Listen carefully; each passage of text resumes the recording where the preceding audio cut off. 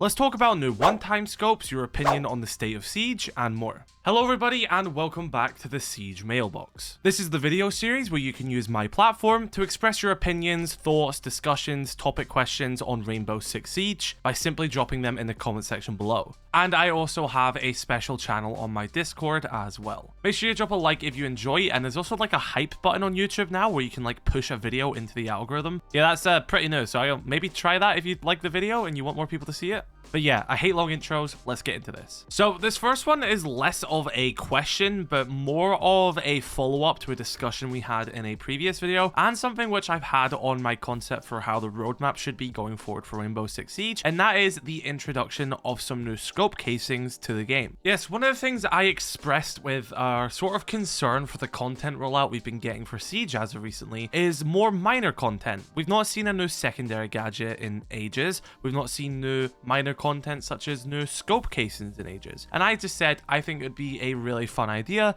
to introduce some new ones to the game, potentially even squad-based ones based on the lore. And after hearing me make this statement, one of my followers, Logan Griffiths, sent me a quick little mock-up they made for narrative lore-based one-time scopes that each relative operator to these squads would be given. So I took this idea and I passed it over to Utter Filthmate, who is someone I collaborate on so much stuff with. If I need an image to come to life, he's my go-to guy. And all I'll say is as well, he always refuses payment, so if you can just do me the favor and maybe drop him a follow on Twitter just to show your support for him. But he made a concept of the wolfguard one, which Logan designed, and how that would actually look in game. Now, I really love how he still kept the concept of having the blue accent around, but definitely making it a bit more grounded in how you'd expect a one-time scope to look. I guess the idea we're going for here is that every single wolfguard operator would have an option of this scope, and then of course every nighthaven operator would have the nighthaven scope. Now the idea of giving each squad the relevant scope and keeping it to those squads is a really cool thing, but I know from a gameplay perspective it's probably better just to let every operator in the game have access to all of these scopes, so it doesn't matter if you're playing as Doc who's from Wolfguard, you can still use the ghosteyes or the nighthaven scope, for example. Or maybe we could make it that only those ops in those squads have the relative one-time scopes, and then the only operator who has all of them added as well would be Striker and Sentry, since they aren't really in a squad and they're just recruits. But yeah, we could just give it to every operator. It would be fun. I think it's a really cool thing. And of course, this would be on top of the already existing scopes in the games. These would just become more options, but they'd be a bit more unique than the current ones we have right now. It'd be tied into the narrative a little bit, and it would just be fun, new, minor content. Like, are you telling me that you wouldn't want to use half of these scopes, or just at least give them a try?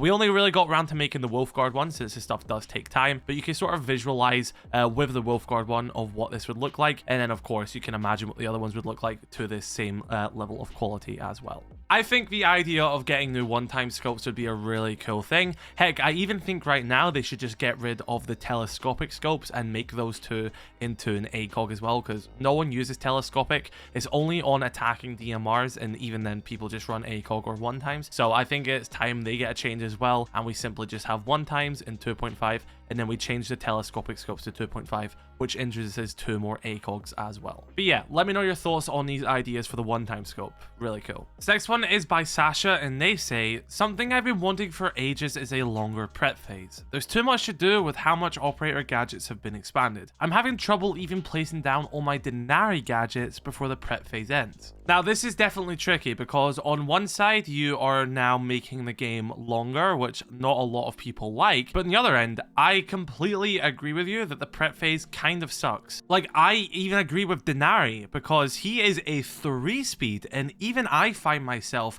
struggling to finish everything to do with him by the time the prep phase ends. His gadget actually takes a lot of time to set up, to the point where I'd compare him to both Mute and Maestro when it comes to how long it really takes to set up Denari, which is insane considering he is a 3-speed. Also, because you have a secondary shotgun, a lot of people on the team actually are relying on you to make head holes and rotates, which, considering it is a 4-shot slug, it takes quite long to make those rotates compared to other operators as well. So I don't know if making the prep phase longer is necessarily the fix to this. I did have the idea, or it was actually based off of Bikini's original idea, to make every operator a 3-speed during the prep phase, and then once it ends, drop them all to their standard stats. That would definitely help with operators such as Maestro and Mute. Denari, I think his issue just comes down to him. I think the Glaive 12 needs better destruction to make it easier to set up sight, and I do think that would then take away some pressures for the amount of time it takes to set up his trip connectors. There's not much else you could do there. So I don't really think the main solution is making the prep phase longer, but I 100% agree with you. Like, Denari takes so long to set up. I have found myself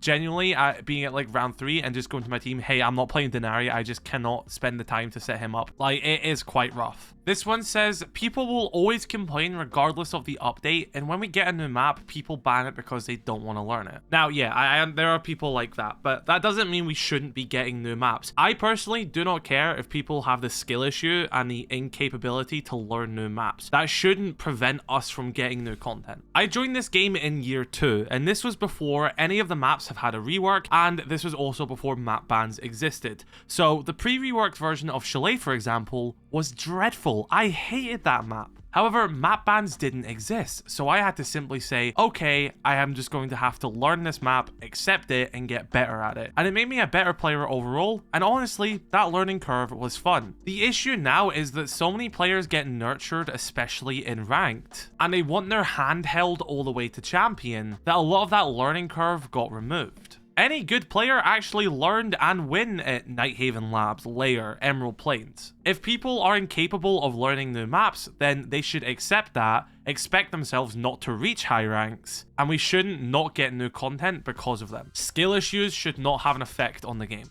And yeah, you'll only have people complaining about something. You could get the best update in the world and people will complain, but I think definitely as of recently, there's a lot more valid complaints than there used to be. This next one is by CC Munkos, and in summary of what they're asking is, do you think R6 Mobile is sort of like a true test server for Siege? Now, I get what they're saying here, because the current test server for Rainbow Six Siege is more of just early access to the new season. Not much typically changes, and not much really gets tested. But Rainbow Six Mobile, which is still not out in a majority of regions, including the United Kingdom, so I can't make content on it. The game has quite a few different changes to Siege, and what this person is asking is basically, when changes get made for Rainbow Six Mobile and they are well received, they could then be implemented into Siege, with mobile sort of being a testing ground for those changes. Technically, we already saw that to an extent with Striker and Sentry with the Recruit remaster. The design for both of these recruits comes directly from the mobile game who first introduced them. Ubisoft blatantly said that when they've done the Recruit remaster. They said, oh yeah, these were from our partners over at Rainbow Six Mobile. Doesn't mean they just ported them. They still had to remake them from the ground up because the games are completely different things. But the idea and concept of them came from mobile. That's kind of the extent of what they took from the Recruits, because the ones on mobile don't have like 2 secondary gadgets. The one in Siege are actually better. Striker and Sentry are better than their mobile counterparts. But yeah, like weapon inspection came to R6 Mobile first, and something which is just released on R6 Mobile is Villa. They've implemented Villa into that game, and one of the major things about Villa is that there is simply no basement. It's just been flat out removed from the map. So to sort of coincide this with the question, they're saying, well, if Villa on R6 Mobile gets sort of praise for not having a basement, would that be something they would change in Siege, basically using mobile as a sort of test for Siege? Now, the real reason for this is the maps are always getting tweaked on mobile just to be more mobile friendly, but I definitely think there could be something that comes from this, but I don't think we need to even remove the basement from Villa. I think it just needs a rework to be more viable, like just the basement, make it a viable bomb site, change it around, add some soft floors from above and everything. That's what needs to happen to Villa's basement. So not using a specific example here other than the recruits, but like, yeah, I get what you mean, and I do think so. If something is implemented into R6 Mobile, which is a completely different dev team, and people in the community, especially Siege players, look at it and go, hey, that's actually a really good idea, I quite like this, then I do think it would have some influence on decisions that the Siege dev team make. Like, Rainbow Six Mobile has a 1v1, 2v2, 3v3 mode, which you can queue. A lot of people seem quite happy to have that in Siege, so that may be something that the Siege team are now going to consider because of the positive reception that has received on Rainbow Six Mobile. Maybe one day they may release a brand new secondary gadget which doesn't exist in Siege, but if people are quite you know, open to it and they like it, maybe they would implement it to Siege because they see how much of a positive reaction it got. Heck, Rainbow Six Mobile even has its own unique map, which is quite interesting. I don't know. Wouldn't be against seeing that in Siege, but you know, I'm always gagging for new maps. I'm a little map fiend. But yeah, I don't think it's necessarily like a testing grounds, but I know what you're saying here. I just think it's like if something has been positively received in mobile, then it's a no-brainer to at least look at implementing something similar to that in Siege. This next one is regarding Sam Fisher, and it says, what would you think of Zero getting a silent step passive? Not all the time, but only when he's actively using his pistol. Listen, I'd also give him the interrogation ability as well, similar to Kavera. I think if any operator should have a silly amount of abilities in this game, it should be Sam Fisher. It's really cool to have Sam Fisher in Rainbow Six Siege, and I really like his space in the lore as well. Heck, that fight which happened between Deimos and Sam was something I predicted a year before and was absolutely incredible to watch. But from a gameplay perspective, Zero is kind of just Sam Fisher in name. It doesn't feel like I'm playing as Sam Fisher when I play this operator. I want to be able to feel like I'm playing this legend from the Splinter Cell franchise. Like, I feel like you could just use his Argus cameras on any operator and it would still work the same. Like, I want him to feel like Sam Fisher. I'd be down for Silent Step. I'd be down for interrogations. Let Sam Fisher be Sam Fisher. Because I'm not saying that Zero's bad. He's actually a really good operator. It just isn't Sam Fisher to me. And I'd love to see that changed. Right, I want to give my opinion on this one, saying that the biggest issue was that Ubisoft only cater to pros, because this is literally false. Like, everyone always says this, and there's never any really thing to back up behind this. I think the only time they ever done a major change because of Pro League was removing Zophia's withstand, and even then, people were already complaining about that in ranked, believe it or not. I thought it was fun, but I understand why it was removed. But like this comment saying, oh, well, we lost 2.5 scopes on defense because of pro players, and we lost night maps because of pro players, when that's literally not the case at all. Like, for the most part, a lot of the changes Ubisoft make in this game cater to the masses of players based on the statistics and player feedback. Believe it or not, a majority of changes that happen in this game, you'll see pro players complaining on Twitter about it. We didn't lose night maps because of pro players. We lost night maps because Ubisoft claimed that it was taking up too much storage in the game, and if we wanted more maps, that was the sacrifice we had to make. I think that's a silly excuse, even if it is true, and we should still find a way to get night maps. I think we need night maps, I think they're beautiful, and I think it's a part of the game's identity. It wasn't to do with Pro League. We didn't lose ACOGs on defense because of Pro League either. That was because they were a genuine major balancing issue throughout this game's entire history. They were an issue. We cannot blame one sector or player base of the game for that. And I will say, from my personal opinion, people really need to get over the ACOG on defense thing. Like, you didn't need it. It was a balancing issue. It made sense why they removed it. A lot of people are just salty that they can't swing everything as Doc now and actually have to play Siege like Siege. It shouldn't even be on a Rooney and Tuber route. It should simply be on slugs only and attackers. That's it. This next one is by Cam, and they say, fixing a fucked up op and giving it as new content, in my opinion, is bullshit. I heavily disagree. This game is in an ever-evolving state. It's a live service game. Blackbeard released in the first year of the game and then got changed in the 9th year of the game. He had a fundamental issue with his gadget, which is something you couldn't tell before he was implemented and put into the ecosystem of the game and had time to evolve. So the team, which was different from back then, went back to the drawing board and worked on improving him. Even if you're not a fan of shields, Blackbeard as an operator is in a much better balancing state than he was before. There's more factors to balance, there's more things to tweak. You can tweak Blackbeard way better than you can before, and the remaster was by all means a success. Not to mention that it was a pretty cool piece of content. I thought the Blackbeard remaster, and I'm just using his one as an example, was pretty cool. I feel like this comment is a bit disingenuous and you're acting like they purposely make operators problematic so then they can remaster them in the future, when we all know that isn't the case. I actually think it's better for Ubisoft to address problematic operators rather than just leaving them in the ecosystem. Remasters are by all means new content, and I will defend that part. I'd rather see Blackbeard and Clash get remastered than not get remastered. I think they're both fundamentally better in this game's ecosystem and in this game's health. Now, there was a few of these ones talking about making a new game, especially when we're saying, oh, we'd like more content for Siege. But I don't really see how that would help anything.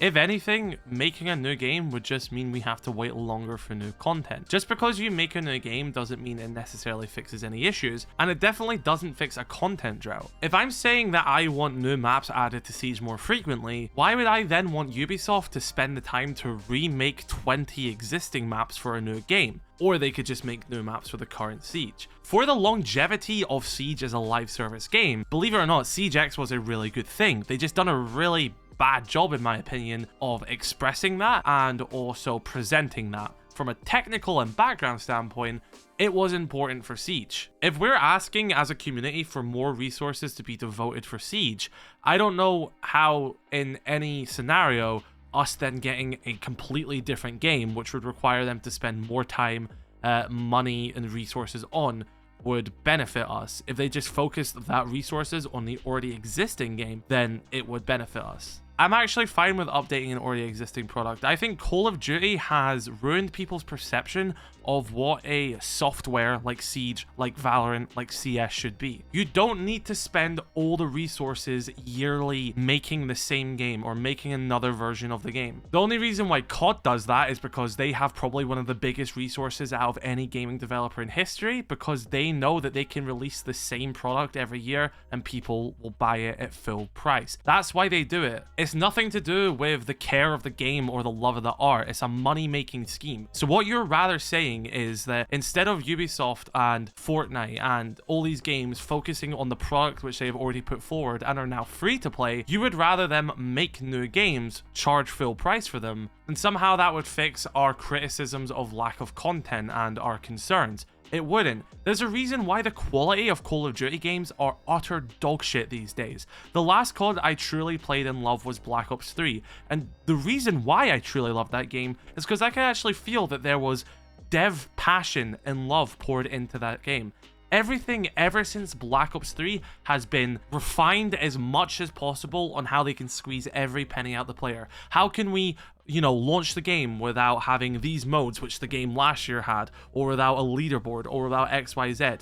Call of Duty is nothing more than a money-making scheme. I actually do believe, despite its issues, Siege still has a bit of heart behind it. Call of Duty is lifeless, and that used to be my favorite franchise growing up, and the fact that I've had to watch that dwindle to the absolute slop which Activision put out every year, it genuinely annoys me. COD Zombies was my childhood. I loved that thing growing up, and to see what it has devolved to because Activision can just keep churning the cow and not actually caring about what quality of a video game they're making, then yeah, it annoys me. And I don't want to see that happen to Siege. I think there are so many genuine complaints you can make for Siege, but at the end of the day, I still believe that there is still more love behind this game than any Call of Duty product that's released in the past 8 years. So yeah, I will actually defend the decision to not make a second Siege. I'll defend the decision to do something other than that by making Siege X and giving them time to work on the engine behind it, but I will also spend the time here and use my platform to criticize the fact that I don't think they've done a very good job at presenting that to players and also giving them, flashy new content to go along with it. Siege X should have had a much bigger launch than it did, but in the longevity of the game, it was necessary. And I respect them, Valve, and Riot way more than I respect Activision for not just wasting artistic talent every single year on something which is going to be disposed of. So I 100% disagree. I don't see how Siege 2 would achieve anything. Siege X was the best move. They could have just done more alongside it. So yeah, kind of went off on a bit of a tangent there. You kind of awoken something in me just because you made me think of COD, and I'm always going to be sad about how that franchise has devolved. I used to love that. That was my game. But yeah, that was going to do it for this episode of the Siege Mailbox. If you would like to appear in the next video, then be sure to drop a comment or join my Discord and use that hype button. Get this video out there. I want to see how that goes. But yeah, hope you guys have an incredible rest of your day. I love you all. Stay safe, drink some water, tell your mother you love her, and yeah, have a good one.